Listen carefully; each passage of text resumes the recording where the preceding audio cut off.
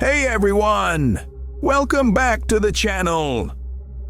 If you're obsessed with haunted locations, abandoned places with tragic histories, and real-life stories that blend myth, tragedy, and redemption, then buckle up, because today we're diving deep into one of the most chilling spots in South America, the infamous Hotel del Salto, also known as the Suicide Hotel at Tequendama Falls in Colombia.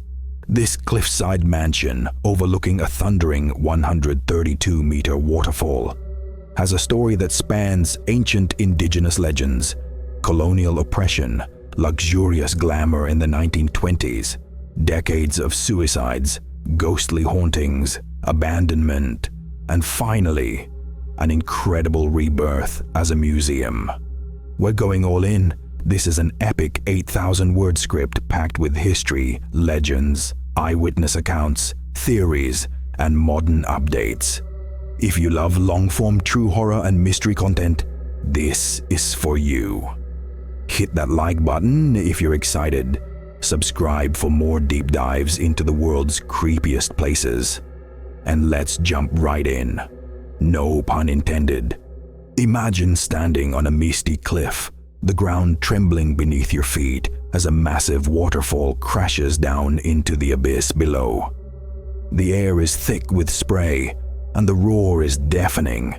This is Tequendama Falls, or Salto del Tequendama, about 30 kilometers southwest of Bogota, Colombia. Dropping 132 meters. That's taller than Niagara. It's one of the most dramatic natural wonders in the Andes. But long before any hotel was built here, this place was sacred to the indigenous Musa people who dominated the Bogota savanna before the Spanish conquest. The Muisca had profound legends tied to these falls.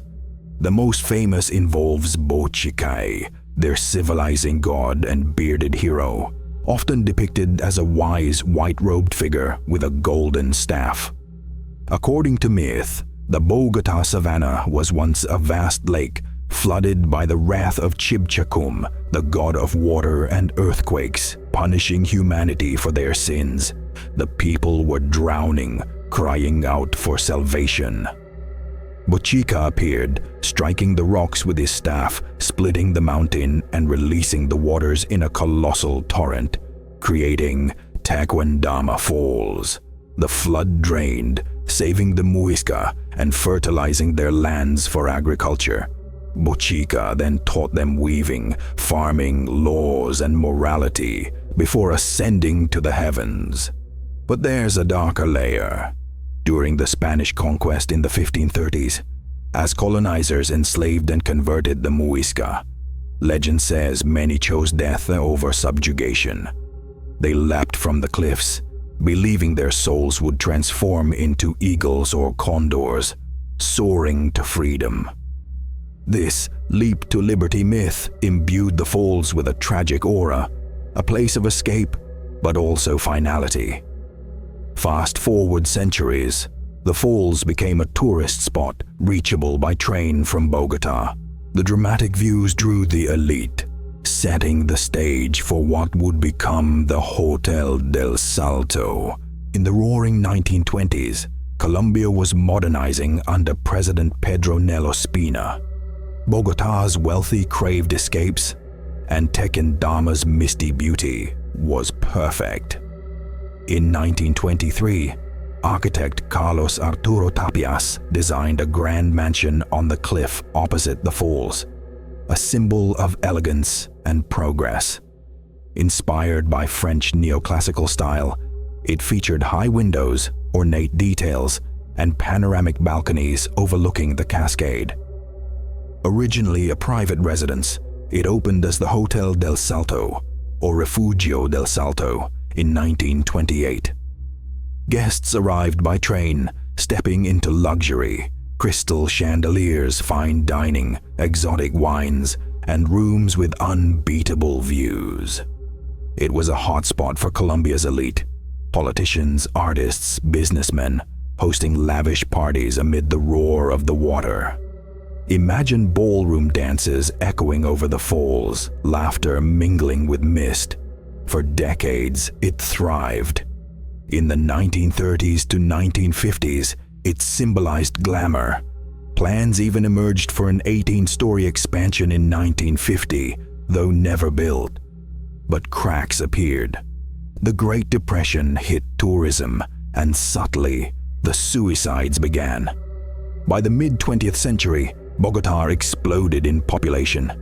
The Bogotá River, feeding the falls, became a dumping ground for untreated sewage and industrial waste. What was once crystal clear turned foul, thick foam, unbearable stench. Tourists fled. The largest wastewater waterfall in the world repelled visitors. The hotel limped on until the early 1990s, when it closed. Abandoned, it decayed. Vines overgrowing walls, windows shattered, interiors rotting. But the real horror was its reputation as a suicide hotspot. The fall's height and the eagle legend made it tragically appealing for the despairing. Reports of jumps date back centuries, but modern cases surged post-hotel. Heartbroken lovers, bankrupt businessmen, depressed souls, many walked past the hotel to the cliffs. Newspapers reported dozens. Some guests allegedly leaped from balconies. Why here? The dramatic drop promised quick end. The Muisca myth romanticized the leap. Fly like an eagle to freedom. Pollution added despair. The once beautiful site mirrored inner turmoil. Abandoned for 20+ years, urban explorers snuck in, reporting eerie atmospheres, cold spots, whispers, shadowy figures, ghosts of Muisca jumpers, modern suicides, or colonial victims. YouTube videos captured EVPs and apparitions in windows, often caretakers, but legends grew. The haunted label stuck. Locals avoided at night. Stories of cries, screams over the falls. Some saw translucent figures leaping repeatedly. Others heard ancient Muisca chants. Skeptics say hysteria plus dramatic setting equals ghosts. But believers linked to desecration. Building on sacred land angered spirits. No major investigations, but anecdotes abound. Guests hearing doors slam, seeing pale faces at windows. By the 2010s, hope emerged.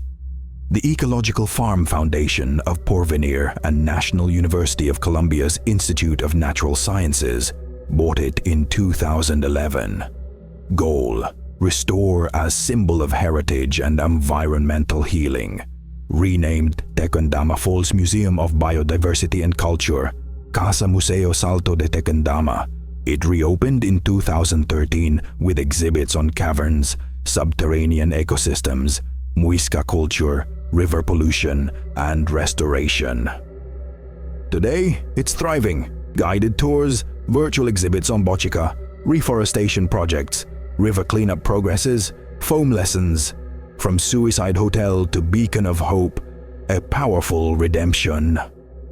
Accessible by bus/car from Bogotá, tours show restored interiors, views, exhibits, theories, curse, psychological draw, or coincidence.